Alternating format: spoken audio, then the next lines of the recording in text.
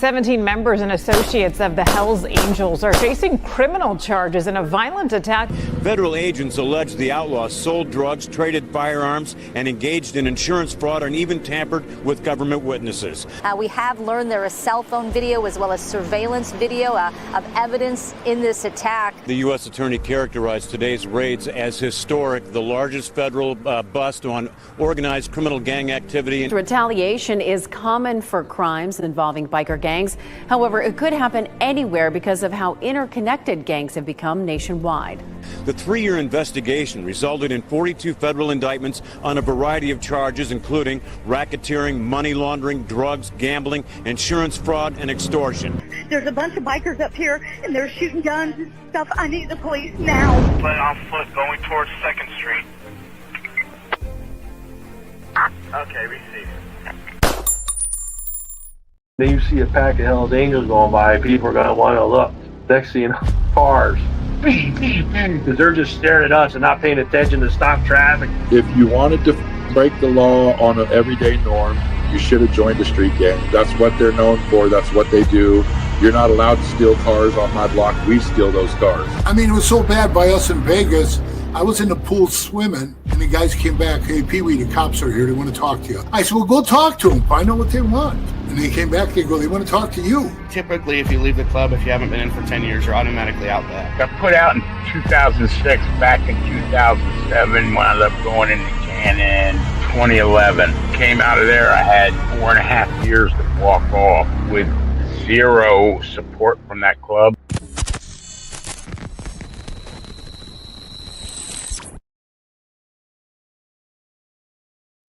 Welcome to this episode of Chattin with Staxx. I'm your host, Bill Staxx, and today we're going to talk about Chuck Zito and a whole bunch of other cases that are going on. But before we get started, make sure you hit the like button, subscribe, hit the notification bell, tell a friend to tell a friend. I appreciate everyone that takes the time to watch this show. Vincent, what's going on? Well, we're going to talk about that, Vincent. Why is Chuck Zito out bad? How do I know this? A little birdie told me. So, obviously, I've been putting it out there about Chuck Zito, slipping up in the Vlad interview about the Rule 35 that he took. And listen, let me correct a lot of people out there. They think that, oh, they corrected an unjust sentence. No. Rewind that back. They did not correct an unjust sentence. Zito took a Rule 35. He gave some information in exchange to get out of prison. How come everybody on the case, on the Rough Rider case, got 10 years or better, except Chuck, right? It just doesn't make sense. But anyway, how do I know that Chuck is out bad with no contact?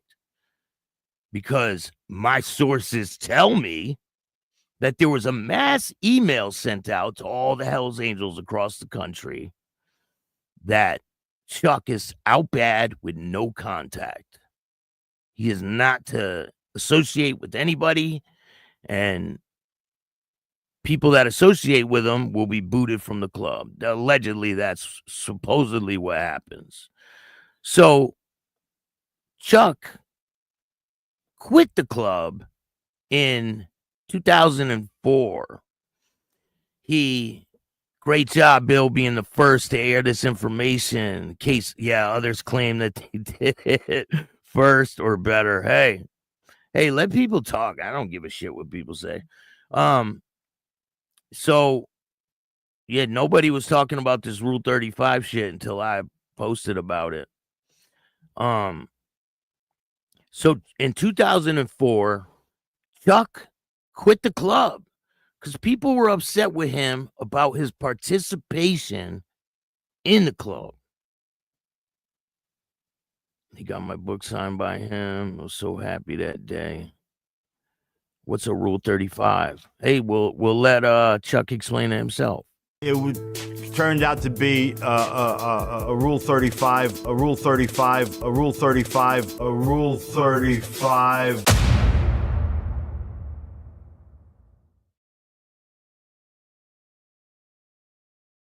And well, you got 10, but you ended up serving 6 years. I got and I got it turned out to be a Rule 35. I wound up getting 7 from the 10. Well, right. You pled guilty to 1 felony count of drug conspiracy. I pled guilty, to a telephone count. Okay. That's what I pled guilty to. A telephone count, which is only 4 years. I got 10. Right. You got sentenced to 10 years for that. Yes. What if you had actually gone to trial and lost? What do you think you would have faced in that case? Probably the same. Right, because 10 years is a lot. Yeah, 10 years is a lot. For a phone call. Back in the day. Like I said, a phone count's 4 years. I got 10. Yeah. Yeah. And if I went to trial, I mean, I didn't have the money anyway to go to trial because lawyers get paid a lot of money. Right, especially so. But instead like of being, like I said, hey, fuck you, I'm not taking a plea. The funny thing is, he did take a plea. So all that, I mean, he's lying right to Vlad's face. He did take a plea. All that, tough guy shit, I'm not taking a plea. You did take a plea. You mean instead of cooperating with law enforcement out in the open? Is that what you mean? I didn't make no phone call. I was stubborn. If I took the plea, I would have did 4 more months. I would have been home with my family. No, he said if he would have cooperated out in the open, he would have been out. The cops would have let him go, right? But he's saying, I didn't take a plea. I took it to trial. No, you didn't take it to trial. You took a plea bargain. So he did not go to trial. So watch, he contradicts himself right here. Instead, I wound up not taking a plea. He wound up not taking a plea, right? You hear him say that, right? Listen to what comes out of his mouth next. Got 6 years. And well, you got 10, but you ended up serving 6 years. I got, yeah. And I got, it turned out to be a Rule 35. I wound up getting 7 from the 10. And then I lost my good time because they had a food strike. They blamed me for the food strike. All right, so wait, you lost your good time, but you get out earlier? Huh? That doesn't make sense. Huh? In Otisville. And I wound up getting all my good time serving. Yeah, what's going on? Repo, yeah, you're all over good? the place. New York, Pennsylvania, Virginia, Louisiana, Alabama, Oklahoma, Missouri. Yes, 19 different prisons I was at in 6 years. Now, while you were locked up and you were having other Hells Angels cooperate. Yes. Who did? Who cooperated there, Chuck? Against you. Were you offered a deal? Hey, cooperating will make all this go away? You know what? And me, back in the day, You see him? Did you offered a deal to cooperate and to get out? That's what he said. Trying to be a tough guy and everything. He offered me a year. He offered me a year. And I says, look, I never made a phone call. All right, so. And he offered Bert 3 years. 3 years. One-eyed Bert? One-eyed Bert, yeah. Yeah. So they offered him 3 years and me a year. And we said, look, I never made a phone call. Fuck these guys. I'm not taking a plea. But, without being, thinking, I would have did another 4 months and I would have been home because I already got time served 4 months in Japan. Hey, Lindsay, how are you? I would have did another 4 months in New York and I would have went home. But I had to be a tough guy. We both decided not to take a plea. I got 10 years. He got 14 years. Well, right. You pled guilty to 1 felony count of drug conspiracy. I pled guilty, to a telephone count. No, he was out bad for a minute, right? I'll talk about that in a minute after this is over. Okay. That's what I pled guilty to. A telephone count, which is only 4 years. I got 10. Right. You got sentenced to 10 years for that. Yes. What if you had actually gone to trial and lost? All right, so you see what he said, right? He said he didn't take a plea. But Vlad just said to him, what if you took it to trial and lost? What do you think you would have faced in that case? Probably the same. Right, because 10 years is a lot. Yeah, 10 years is a lot. For a phone call. Back in the day. Like I said, a phone counts 4 years. I got 10. Yeah. Yeah. And if I went to trial, I mean, I didn't have the money anyway to go to trial because lawyers get paid a lot of money. Right, especially so. a big trial But instead like of that. being, like I said, hey, fuck you, I'm not taking a plea. I didn't make no phone call. I was stubborn. If I took the plea, I would have did 4 more months. I would have been home with my family. You did take a plea. Instead, Wishbone, what's good, man? How are you? Vincent, how are you? Shout out to everybody out there. If I missed you, I apologize. Dick, what's going on? Kev, Mark, Vincent, Ant, how are you? Thank you guys all for joining me. Hit that like button. I wound up not taking a plea. Got 6 years. And well, you got 10, but you ended up serving 6 years. I got, yeah. And I. So you didn't take a plea, but you didn't go to trial. So make that make sense to me. I mean. It turned out to be a Rule 35 I wound up getting. I don't think he wanted that information out there. I think he slipped up. 7 from the 10. And then I lost my good time because they had a food strike. They blamed me So they for let the him food out strike early, in right? Otisville. And I wound up getting all my good time serving. And they shipped me to Louisiana. Yeah, you were all over the place. New York, 19 Pennsylvania, different prisons. Virginia, Louisiana, Alabama, Oklahoma, Missouri. Yes, 19 different prisons I was at in 6 years. Crazy. I remember when I read Sonny Barger's book, the one thing that he stressed, which was interesting to me, was that a lot of these gangs, they get busted, everyone starts telling against each other. But he said the thing about the Hells Angels, that in general, they hold their tongues. Yeah. That when these big kind of, sweeping indictments happen, the Hells Angels will sit there and just be silent. No one will cooperate, and a lot of times the charges would be dropped. But in your case, you actually had other Hells Angels cooperate against you? Yes. That's why you know who's who in the zoo when it comes down. Yeah. Because there was guys rolling over in a police car on the way to the police station. Yeah. All right, who, Chuck? Who were those guys, Chuck? Because you got the least time out of everybody. So who's that, Chuck? Crazy. So guys like myself and Bert, we just held our own and did our sentence, and that was it. But it was just, it wasn't even me, because I was with Hell's Angels. I mean, most of the time. Other times I was with other clubs that we never got along with.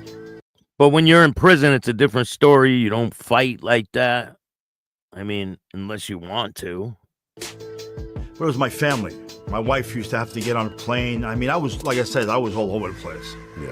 I was in, Leavenworth. I was in Talladega, Alabama. I was in, Springfield, Missouri, Petersburg, Virginia. 19 different prisons in 6 years. Guys get their time. Guys that do their time in one place. I was traveling 19 different times.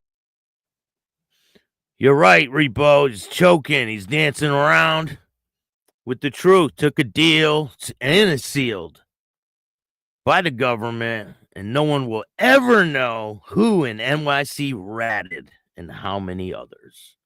You are exactly right. So what happened was in 2004, Chuck, people were upset with Chuck because he wasn't participating. You know what I'm saying? He wasn't participating like other members were. Like he would go to Vegas. Matter of fact, I had Pee Wee on the show and we talked about this. He would go to Vegas and he wouldn't call Pee Wee. He wouldn't call him and like check in, like, hey, I'm down in Vegas, blah, blah, blah. And allegedly, when you're a Hell's Angel, you're supposed to do that if you're in other people's areas. And Pee Wee was the president at the time. So what happened was Chuck ended up getting pissed off and quitting the club. But they had him kind of out good so he could still associate with people. He had a falling out with the members out in New York. Who knows why? So allegedly, the Iron Range chapter took him under their wing. Said, oh, he'll be with us, blah, blah, blah. But now, the Iron Range chapter, the president up there, is under an indictment for the hard R word, the guy on the left. And they ruled that he will be going to trial, I believe. So it's not looking good. So what happened was they were trying to find this information to find out exactly what was going on. And they can't get it. It's sealed. So a mass email was put out to all the Hells Angels that Chuck Zito is out bad. Well, they did that, like you said, about a year ago. He put some information into a documentary, and the members were upset with it. They wanted him to change it. He changed it, and then he was good. And then all this happens, and they're looking for the information. They can't find it. And that's what happens. 19 prisons in 6 years keep moving him to protect him. Who knows? I don't have a clue what's going on, Staxx. I have a lot to catch up on. Hell yeah, Kev. How many are in the shifter right now? Thinking about breaking bread with him over the last few years. Who knows? Apparently, he wasn't very well liked, especially by Pee Wee. I think he's just full of himself quite a bit, you know? Thinks he's, I mean, it is what it is. Some people are like that. But moving on, well, you guys got the information. Chuck is out bad, no contact. He's no longer a Hells Angel. Allegedly, he's gotta cover up his tattoos and everything, so who knows? I guess there's life moves on after people are in clubs like this. How many people has it happened to? Quite a bit. Does out bad really mean anything anymore? Who knows? I'm not a part of the club. I don't act like I was. I just give you guys the information that's out there. And I'm trying to show you that these clubs are not criminal organizations. They're clubs. Like the police want you guys to believe that they are criminal organizations. They're not. They're motorcycle clubs. So we're going to move on. So I don't know if you guys remember this case with the Vagos. So 2 Vagos members were arrested, and search warrants led to a meth bust in the Mojave. Bakersfield, California, Kern County Sheriff's Office arrested 2 members of the Vagos Motorcycle Club in Mojave on Tuesday and seized a firearm, methamphetamine in the process. According to the office, deputies in East Kern County Gang Suppressing Unit executed a search warrant in connection with the theft investigation in the 9,000 block of 60th Street West in Mojave. During the search, investigators found and seized 44 grams of methamphetamine, a loaded firearm, and a vest associated with the Vagos Motorcycle Gang, it says. They are not a gang, it's a club. And, honestly, I don't know what the club has anything to do with this. That's why every time a person that's involved with one of these clubs gets in trouble, they make sure they post the club. Like, oh, they're a member of this club, when whatever they got arrested for has nothing to do with the club. Like I say over and over, it's not a criminal organization. It's a motorcycle club. Maybe there's a few people that get in trouble and do different things, but they're running on their own merit. Just like people in church. People in church get arrested every day. They don't say, hey, he's a member of this church. It's just crazy that they do that. So, Robert Klein 56, was arrested on felony possession of a firearm, ammunition, possession of controlled substance while armed, participating in a street gang and resisting arrest. And you know that charge of participating in the street gang adds like 10 years onto your sentence. A second man, James Rogers, 50, was taken into custody, possession of stolen property, possession of ammunition, and participation in a street gang.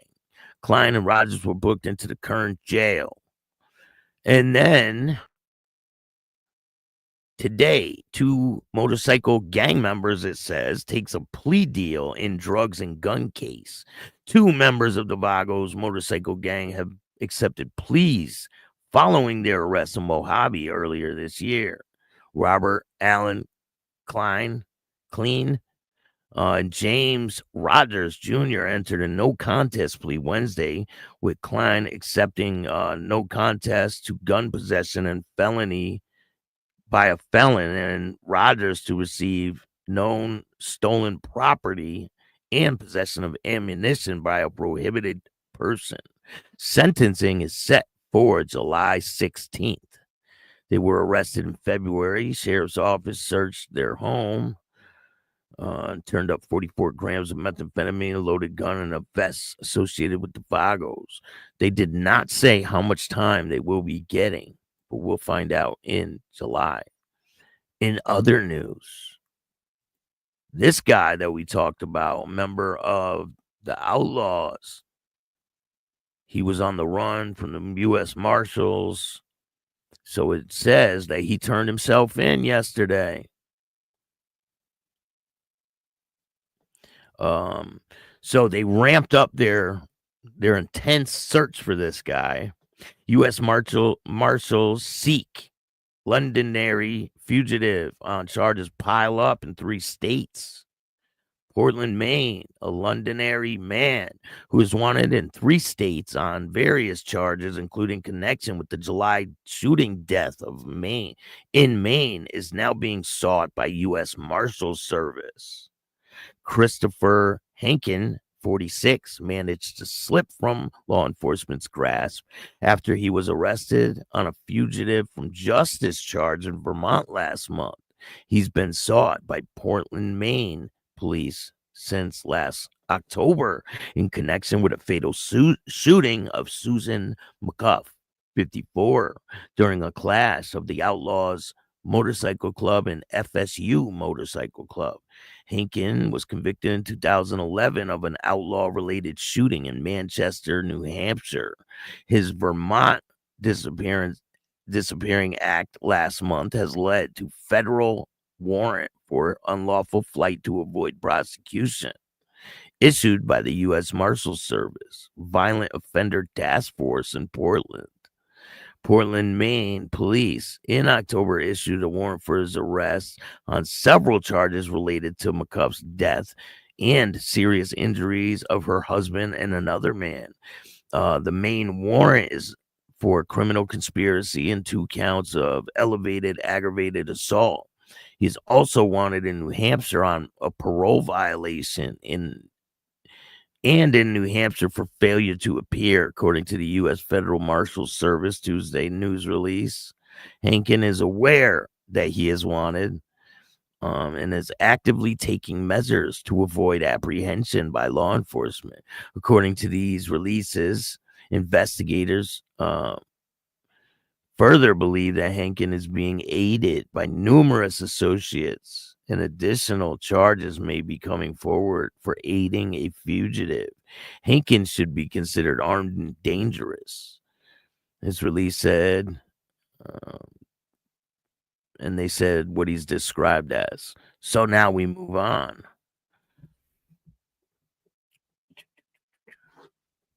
Give me 1 second.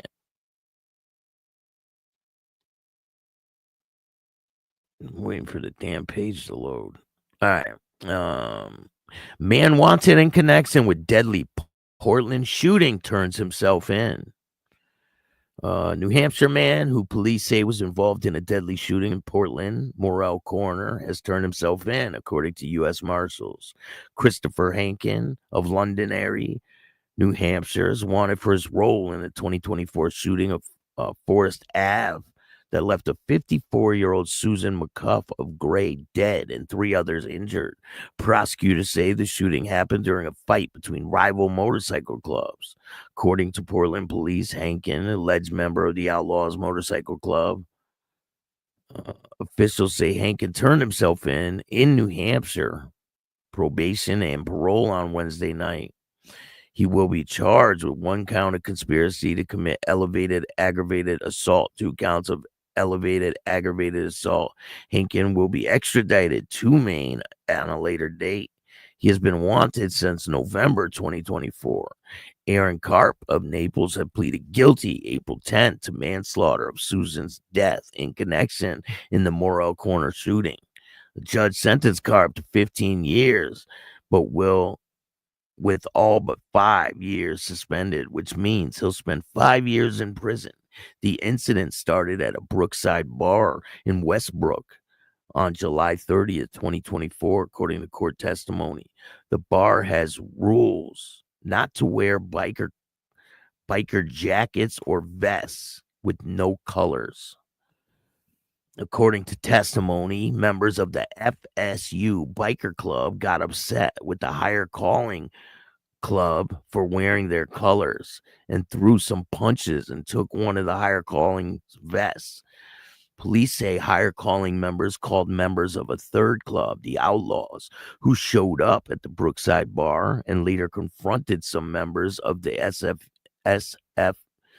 FSU club on Forest Avenue in a parking lot of a mechanic shop. Police say 7 to 9 men wearing outlaw colors crossed Forest Avenue, carrying weapons, including baseball bats, small sledgehammers, and attacked 3 members of the rival club. That's when police say McCuff fired 1 shot to defend her husband and others, causing the outlaws to turn and run until police say Karp fired 9 shots at McCuff, with one of the bullets striking her in the chest. Police say someone else picked up McCuff's gun and returned fire. 5 others are also facing charges in connection with the shooting. They face various charges, including elevated assault. And then it lists the people that are charged. So all six, including Hankin, are expected to be tried together. So they're all going to be tried together. It's pretty crazy. In other news, a Bandera man is charged with beating and robbing a man at a restaurant. The victim told deputies the suspect is a member of the Bandidos motorcycle club. And I've been looking it up, right? And this is the alleged guy. I don't know if this is the same case, but San Antonio, a Bandera man is sitting at a Baxter jail charged with beating and robbing a man for his gun and motorcycle vest. The victim told deputies he was cornered by 42-year-old Alberto Gonzalez at a restaurant on Bandera Road, April 5th. The victim says Gonzalez started assaulting him, eventually knocking him unconscious. Also told deputies Gonzalez is a member of the Bandidos motorcycle club. The affidavit reveals after the alleged assault, Gonzalez took the man's motorcycle vest, in which it had a gun inside. The assault also was captured on video with help from police to find Gonzalez. So I looked into it, right? And then I find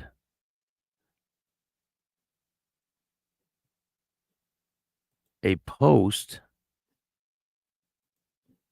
Now this happened earlier, right? This is a post from, let me see if I can find it.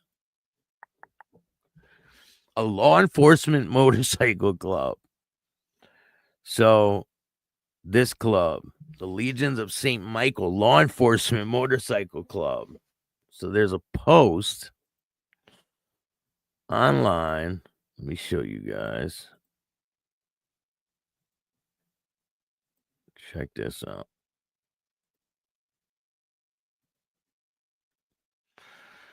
Great news, Blue Legion LEMC and supporters. The Bandito OMG member assaulted me on October 26, 2024. Juan Alberto Gonzalez was arrested today approximately 1:30 after being indicted by the Bandera County Grand Jury for aggravated assault on a police officer. First felony F1. His bond was set at $50K. I understand they got a lot of evidence of his gang membership on his person and in his truck that was towed as well. I was assaulted because I was wearing my LEMC cut and was told we can't ride through the town of Bandera. Thanks to all the LEMCs. The Blue Shield LEMC, the Blue Knights LEMC, and the Southern Justice LEMC clubs that showed support to me on the ride up to Bandera and showed the Bandidos that they do not own the road in the towns. We ride wherever we want to ride, and whenever we want to ride, we won't be intimidated, they said. So I think this could either be the same situation, possibly a different one. I'm not sure. But that's pretty crazy too. Can you imagine this dude assaults and robs a law enforcement motorcycle club member for his cut? Like, you can't make this up. In other news, you guys heard yesterday about the situation of the road rage incident. This situation. I have a video to show you guys. I can't show the point of impact because it goes against guidelines. But dash camera footage shows shocking road rage hit and run on motorcyclists. Police in Oregon, they shared a dash cam video that shows a driver swerving into the motorcyclist on a local highway. Police believe the crash was intentional and as a result of road rage. The motorcyclist was seriously injured and the driver drove off, is being sought by police. Police in Oregon are looking for a driver that they saw was involved in a serious hit and run incident involving a motorcycle. The crash happened on a local highway on Monday, May 5th. It was caught on a witness's dash cam. Police shared the dash cam video, which shows a Kia Carnival in a motorcycle riding alongside each other in a multi-lane highway. The motorcyclist rider appeared to be looking at the Kia driver, saying something while making arm gestures. The driver of the Kia then veers abruptly to the right, hitting the motorcyclist, causing the rider to lose control. Police department says that they believe the Kia driver's actions were intentional and may be a result of a road rage. The Kia driver continued on after the crash and didn't stop, police said. The motorcyclist was seriously injured and was in the hospital. What we don't know, police don't elaborate on the road rage may have been about or the nature of the motorcyclist's injuries. Local police in Beaverton, which is a suburb of Portland, are actively looking for the Kia driver. And they found him. This is the guy right here. That's insane. Crazy. So there was another case out of Washington State. Hold on. Let me look at some of these comments. We got 100 people in here. Make sure you hit the like button. We're growing at a fast pace, and I appreciate all you guys for tuning in.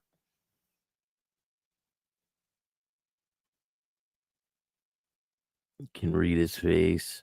Let's see what the club does about the zero shit. As a retired correction officer, nobody goes to 19 prisons in 6 years. They were moving around to protect him, almost like witness protection program in prison. Damn, Repo, that's too bad. He got too comfortable and fucked up. Said he never joined a club that would have him as a member. Check out Fancy Nancy on TikTok. Shout out to Fancy Nancy. Yeah, U.S. Marshals don't play. If they want you, they will go to the ends of the earth to find people. Shit, I'm coming in late. Have to listen from the beginning. I know Chuck through martial arts and being a fight promoter. I don't know any details yet. Hope it's not true. Oh, it is true. He is out of the Hells Angels. They sent out a mass email. He is no longer to associate with any other members. He is out. No contact. Out bad.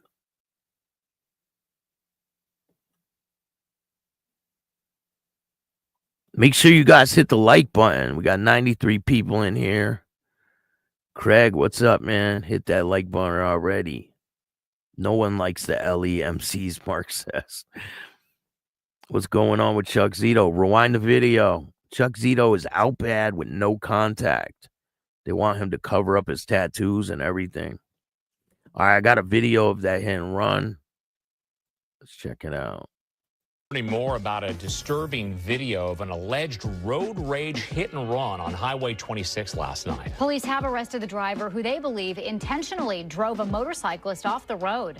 Fox 12's Julia Lopez joins us live from Washington County Court. Julia, what can you tell us?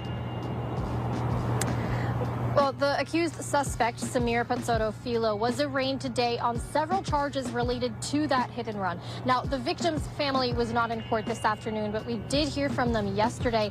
Thankfully, their loved one did survive, but they've asked us not to use his last name. Who would do something like that? Samir Pazzotto-Filo stands accused of intentionally running this motorcyclist, Corey, off of Highway 26 Monday morning. Take a look at this dash cam footage. Between 217 and Cedar Hills Boulevard in Beaverton, we see both drivers side by side when a blue Kia hits the bike from the side, dragging him off the road. Samir Pazzotto-Filo. Following a community tip, Beaverton police arrested Samir at his home in Washington County near Highway 26. Officers saw him driving the blue Kia Carnival in question. They believe the damage you see here is from the crash yesterday.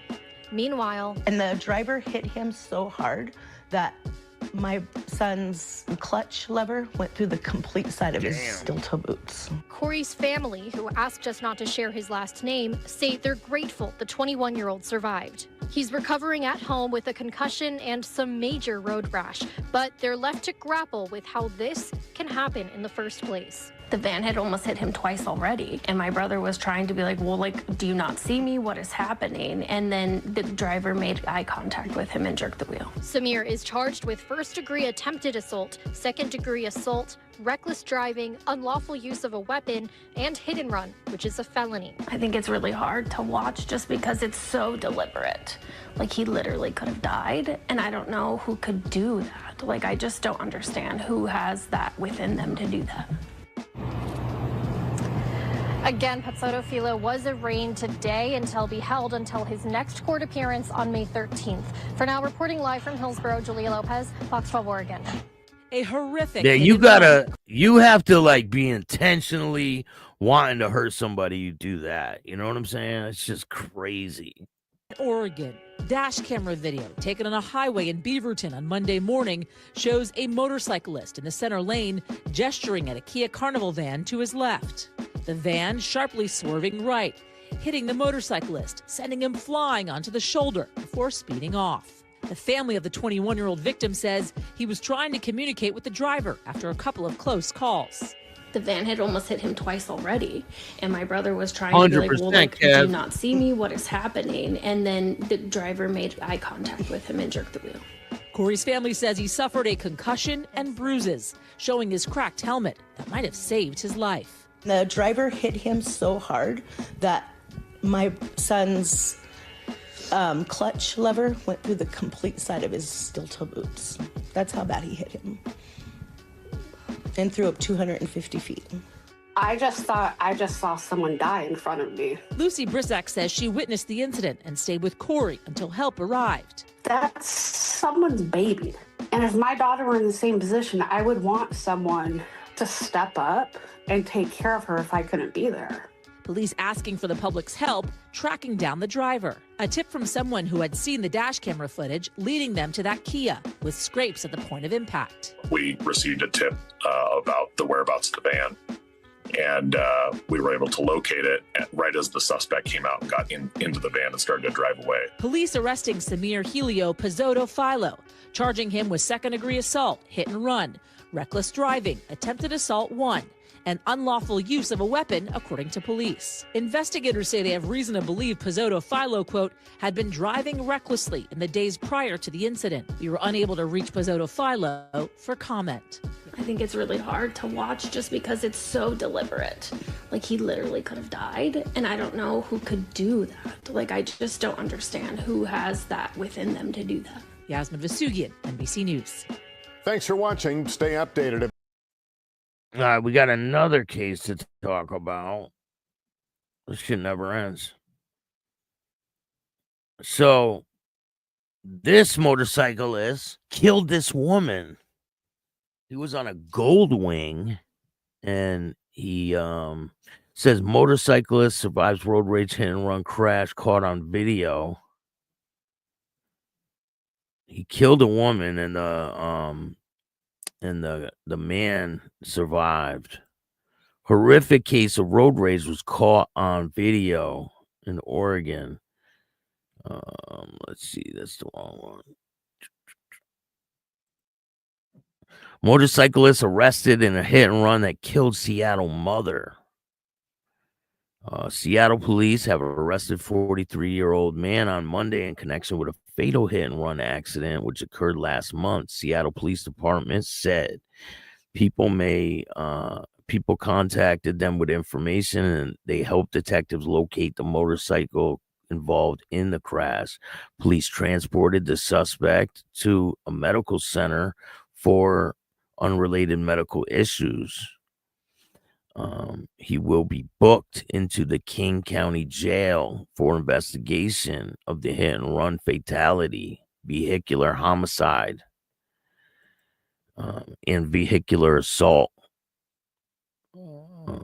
The SPD initially reported that a motorcyclist fled after hitting two pedestrians in a crosswalk on April 18th. The one woman died from her injuries. That crash happened off of Martin Luther King Jr. Way in South Alaska Street around 8:20 p.m. A 59-year-old man and a 57-year-old woman were hit. The woman, who had significant head trauma, died April 20th. She died 2 days later. Video obtained shows the motorcycle crash into two people in the crosswalk, knocking them to the ground. After it ran a red light, the motorcyclist sped away. Lizzie Chin said she remembers the call from officers she never expected to hear what happened at the intersection near Columbia City Light Rail Station. She claims traffic camera footage shows her parents in the crosswalk moments before they were hit by a southbound motorcyclist. Chan said her mother, Ming Hung, died April 20th. Justice for us means holding the driver accountable and preventing this kind of thing from ever happening to another family, Chen explains. It's a very sad situation. And there's a video, but I can't share the video on YouTube. But I hope you guys like this content. Again, I got nothing personal against Chuck, but it is what it is. Chuck is out bad, no contact. There was a mass email sent out to all the Hells Angels. He's not to have any contact with any of them. Who knows? Could be, most likely it's from the Rule 35 and his case being sealed, and who knows? Only God knows, right? I hope you guys like this content. There's a lot of content on the way. The London, England Outlaws is going to be coming up in a couple days. Make sure you check out Manny Vitale's interview, From Policeman to Highwayman. Oh, yeah, I forgot to talk about this guy. So this guy popped up on TikTok. This guy, He bought patches off the internet and he wears Hell's Angel patches with a president patch, a filthy few patch. He has a patch on the side of his vest that says Vice City. This guy looks, and he walks around his apartment tweaked out. It's on TikTok under I think it's Death Row something. I forgot the exact name. I'll get it for you guys. And you could check it out yourself. It's called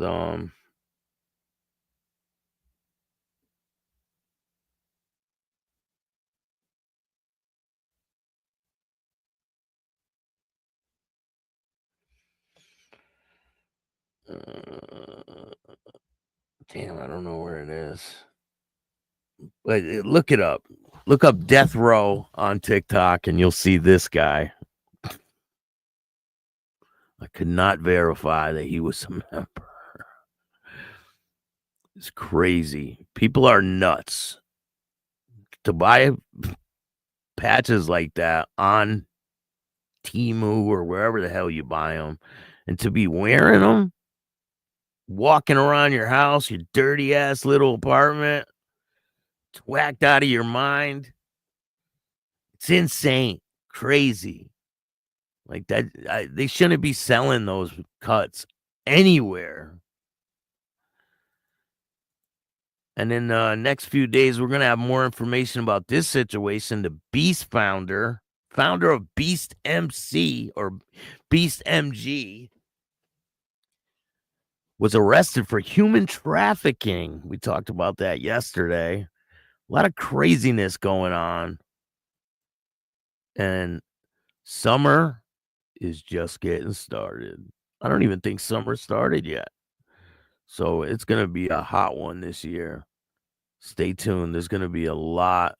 China will make money off anything. Hell yeah. What is wrong with this guy buying patches online and wearing them? Fucking stupid. 100%. It's crazy. Listen, I'll get some videos from his TikTok and I'll play them for you guys. It's funny. Oh, man, pulled a fake patch around 10 years ago. Crazy people out here. It's insane. It's crazy. Some people will go on here and insinuate that they were part of a club and they were never. It's crazy. It's just crazy. I think some things give people a false sense of, I don't know. Think they could act like that. It's just weird. But a lot of great things on the way. A lot of great interviews. If you guys haven't seen the London Outlaw interview, join the membership. You'll be able to see it now. There's 3 parts out right now, and there's a lot more on the way. Here, I'll play a couple of clips if you guys want to check it out.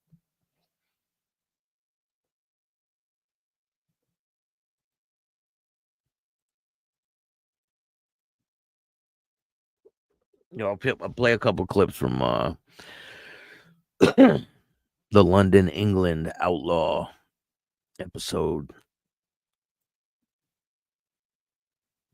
So we got another one from the Heathens motorcycle family from Australia. We got Leonard. That one's a good interview. He wrote the book called High. We have another one with Popcorn, Life After the Pagans. That's a good interview. Manny Vitale. Shout out to Manny Vitale. My Fight, Our War. Go subscribe to him. I got another one with Pee-wee. Coming out. And then I got one with this guy, Travis. That one's pretty good. But it seemed like he was interviewing me almost. Check out these clips. Are those guys ready? And are they running a good ship over there? Little did I know he'd been there before, and some other guys had been there before. So this whole thing had been courted for a long time, right? Yeah. But But I show up in London. I don't really know. All I know is that the name on the back of their jacket said Leicestershire, and it's spelt all fucked up, but you pronounce it Leicestershire.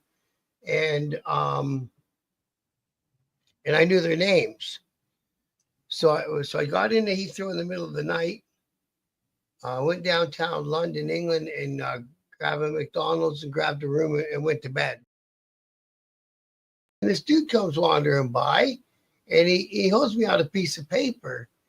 And me, because I'm feeling pretty cocky and I got my patch, I'm the smartest guy in town now, I grab it off him.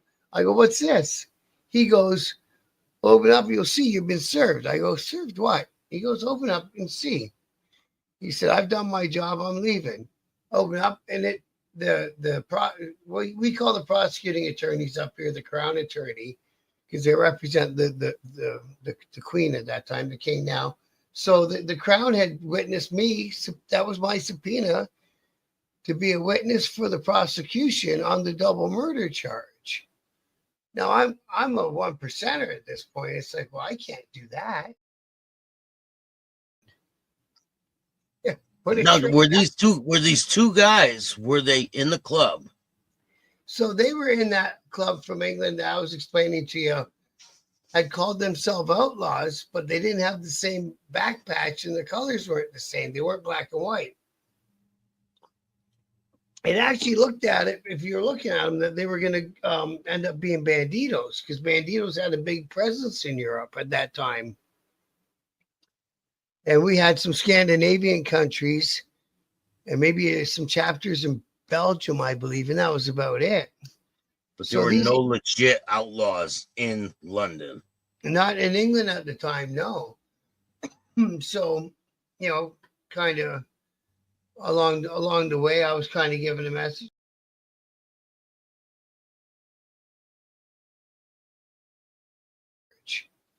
Now I'm a 1%er at this point. It's like, well, I can't do that. So I'm like, yeah, it doesn't matter if it's your friend or your brother that got killed. It does not matter. You're not testifying, right? Yeah, man. It's a non-starter. If you get there on the stand, and it was pretty bad. Like even back in the days, if you're running a bail hearing on a charge, you couldn't take the stand at your own bail hearings to get out. Taking the stand was taking the stand. So wow. Yeah, I can do that, Vincent. I'll look into that. I got a lot of stories coming. I'm gonna be doing a different type of style the way I do it. So I'm still gonna be doing these lives and giving you guys information, but I'm gonna be covering a bunch of different stories that are from the past, and I'm gonna be bringing them to life. So yeah, I'll definitely look into that guy. You guys will like the stories that I'm gonna have. They're all gonna be motorcycle related. Maybe some of them won't be, but most of them will be. So I hope you guys like this content. There's a lot more to come. If you like this show, hit the like button, subscribe, hit the notification bell so you can get my videos every time they drop. And if you don't like this show, start your own fucking podcast. I appreciate all you guys. And remember, don't be a bitch. And all new at 5, a major organized crime bust. 23 people under arrest now accused of stealing guns and cash. Today, police revealed 4 organized crime groups are wreaking havoc. From aggravated robbery to kidnapping, burglary, and more. Let's take a look at this. New pictures from court documents in this case. These are a few of the people who have been charged. And investigators say the money, tens of thousands of dollars, is all stolen.